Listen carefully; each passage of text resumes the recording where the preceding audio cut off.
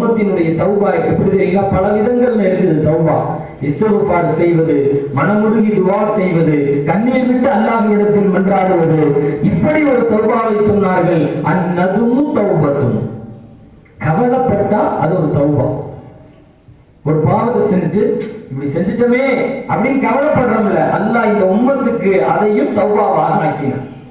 அது உங்களுடைய பாவங்களுக்கு மன்னிப்பாக ஆக்கினான் என்றால், ஆதம் அலைஹிஸ்ஸலாம் அன்னவர்களுக்கு 300 வருடங்களுக்கு பின் கிடைத்த தௌபா இந்த உம்மத்துக்கு ஒரு சில வினாடிகளில் கிடைக்கின்றது என்றால், இந்த உம்மத்து நாம் என்ன சிறப்பை பெற்றிருக்கின்றோம் நபிகளாரால் என்பதை இந்த உம்மத்து ஒவ்வொரு தினமும் நாம் சிந்திக்க கடமைப்பட்டிருக்கின்றோம்.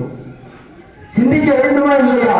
பெருமானார் ஸல்லல்லாஹு அலைஹி வஸல்லம் அன்னவர்கள் நபி ஸல்லல்லாஹு அலைஹி வஸல்லம் இப்படி ஒவ்வொரு விஷயங்களிலேயும் பெருமானார் ஸல்லல்லாஹு அலைஹி வஸல்லம் அன்னவர்களை அல்லாஹ் மிக உயர்வான இடத்தில் வைத்தான். வரஃபஅனா லக ذிக்ரக், உங்களுடைய புகழை நாம் மேலாக செய்தோம் என்பதாக அல்லாஹ் சொல்லுகின்றான். அந்த மேலாக செய்த புகழை பேசுவதற்காகத்தான் இந்த ஏற்பாடுகள். ஹஜ்ரத் மூஸா அலைஹிஸ்ஸலாம் அவர்கள் அல்லாஹ்விடத்தில் கேட்டாங்க, யா அல்லாஹ், உன்னை என்ன செய்யணும்? நான் பார்க்கணும். உன்னை ரப்பி அரினி அன்சுர் இலைக், திருக்குர்ஆனில் இந்த வரலாறுகள் பதியப்படுகின்றது. யா அல்லாஹ், உன்னை நான் பார்க்கணும். அல்லாஹ் என்ன சொல்றான்?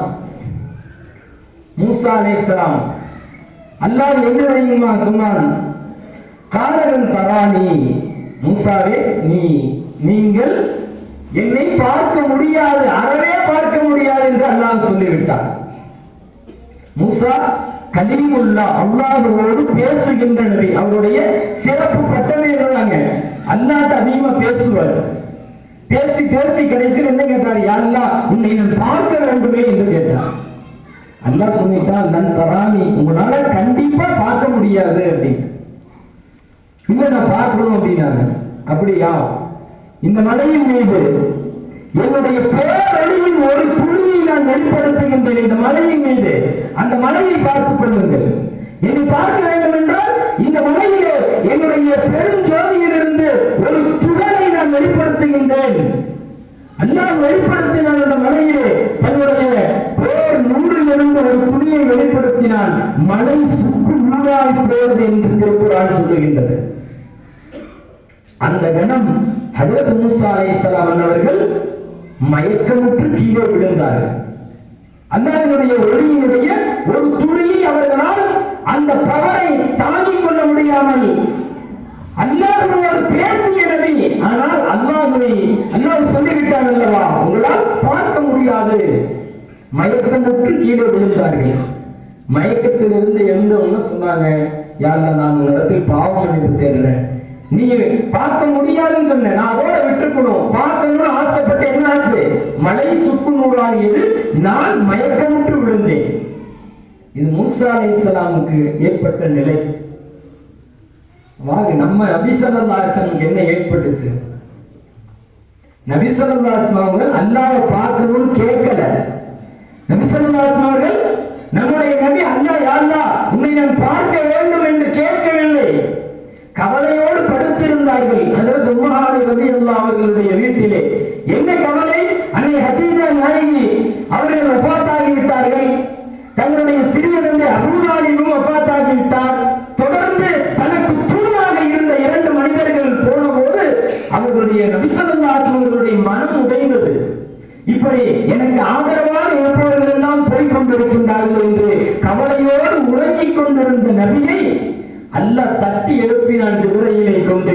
நபியே, எழுந்திருங்கள், எழுந்திருங்கள், செல்லலாம். எங்கே செல்வது? நபி கேட்கல அல்லாஹ்ட்ட, உங்களை பார்க்க வேண்டும், உன்னை பார்க்க வேண்டும் அல்லாஹ் என்று நபி கேட்கலை. ஆனால் ஜிப்ரீல் அலைஹிஸ்ஸலாமை கொண்டு நபியை எழுப்பினான் அல்லாஹ். 7 வானங்களை கடந்து தன்னை பார்ப்பதற்காக நபியை அல்லாஹ்வே அழைத்துக் கொண்டான். எவ்வளவு பெரிய சிறப்புங்க நபி ஸல்லல்லாஹு அலைஹி வஸல்லம் அவர்களுக்கு! எந்த நபிக்கும் கிடைக்காத சிறப்பு. எந்த நபியும் அல்லாஹ்வை நேரடியாக இந்த உலகத்திலே பார்த்ததில்லை. அப்படி கேட்ட நபியும் அல்லாஹ்வினுடைய ஒரு துளி நூறையும் அவர்களால் தாங்கிக் கொள்ள முடியவில்லை. ஆனால் நம்முடைய நபிக்கு அல்லாஹ் செய்த சிறப்பு என்ன?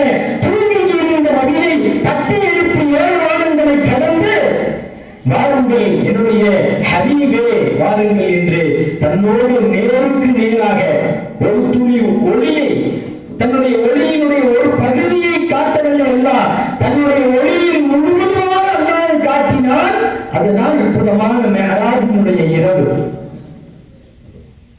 மெஹராஜினுடைய இரவுல அல்லாஹ் முழுவதுமாக தன்னுடைய ஒளியை பெருமானார் ஸல்லல்லாஹு அலைஹி வஸல்லம் அவர்களுக்கு காட்டினார். நாயகம் ஸல்லல்லாஹு அலைஹி வஸல்லம் அவர்களுக்கு ஒன்றும் ஆகவில்லை. எவ்வளவு சிறப்பு நம்முடைய நபி ஸல்லல்லாஹு அலைஹி வஸல்லம் அவர்களுக்கு சிந்திக்க வேண்டும். அந்த உயர்வை நம்முடைய உள்ளத்தை கொண்டு வர வேண்டும். நம்முடைய நபி, நம்முடைய நாயகம் ஸல்லல்லாஹு அலைஹி வஸல்லம் அவர்களுக்கு இவ்வளவு சிறப்புகள் இருக்கின்றது என்பதை ஒவ்வொரு கணமும் நாம் உணர்ந்து கொண்டே இருக்க வேண்டும். மூசா அலைஹிஸ்ஸலாம் அவர்களை ஃபிரௌன்கிட்ட போய் சொல்லுங்க, இந்த மார்க்கத்தை பற்றி ஃபிரௌனிடம் போய் கூறுங்கள் என்று அல்லாஹ் சொன்னான். அப்ப மூசா அலைஹிஸ்ஸலாம் அவங்க என்ன துஆ செஞ்சாங்க? ரப்பி ஷ்ரஹ் லி ஸத்ரி, யா அல்லாஹ் எனக்கு கொஞ்சம் பலம் வேண்டும், ஃபிரௌனை சந்திப்பதற்கு எனக்கு கொஞ்சம் பலம் வேண்டும். ரப்பி ஷ்ரஹ் லி ஸத்ரி, என்னுடைய உள்ளத்தை நீ விரிவாக்கித்தா. வயஸ்ஸிர் லி அம்ரி, என்னுடைய காரியங்களை லேசாக்கித்தா. வஹ்லுல் உக்தத்தம் மின் லிசானி யஃப்கஹு கௌலி வஜஅல்னி வஸீரன் மின் அஹ்லி. அந்த வசனங்கள் தொடர்ந்து சொல்லும். என்ன சொன்னாங்க மூசா அலைஹிஸ்ஸலாம்? ஃபிரௌன்ட போறேன், எனக்கு நெஞ்சத்தை விரிவாக்கித்தா, என்னுடைய நாவில் இருக்கின்ற முடிச்சுகளை அவிழ்த்து விடு, நான் ஃபிரௌனோடு போய் பேசுவதற்கு எனக்கு துணையாக ஹாரூன் அலைஹிஸ்ஸலாம் அன்னவர்களை நீ எனக்கு துணையாக என்னுடைய சகோதரரை நீ அனுப்பித்தா என்பதாக ஹஜ்ரத் மூசா அலைஹிஸ்ஸலாம் அவர்கள் துஆ செஞ்சார். தன்னுடைய நெஞ்சத்தை விரிவுபடுத்தித்தாய். மூசா அலைஹிஸ்ஸலாம் கேட்ட அந்த வெகுமதிகளை பெற்றுக் கொண்டார்கள். ஆனால் நபி ஸல்லல்லாஹு அலைஹி வஸல்லம் அவர்கள் கேட்கவில்லை, அல்லாஹ்வே விரிவாக்கி தந்தான். அலம் நஷ்ரஹ் லக ஸத்ரக், நபியே உங்களுடைய நெஞ்சத்தை நாம் விரிவாக்கவில்லையா? கேட்காமலேயே கொடுப்பான் பல்வேறு அருள்களை. அப்படிப்பட்ட கண்மணி நாயகம் முஹம்மது ரசூலுல்லாஹ் ஸல்லல்லாஹு அலைஹி வஸல்லம் அவர்கள் நபி ஸல்லல்லாஹு அலைஹி வஸல்லம் உயர்வுகளை இப்படி கொஞ்சம் கொஞ்சமாக நாம் விளங்க வேண்டும்.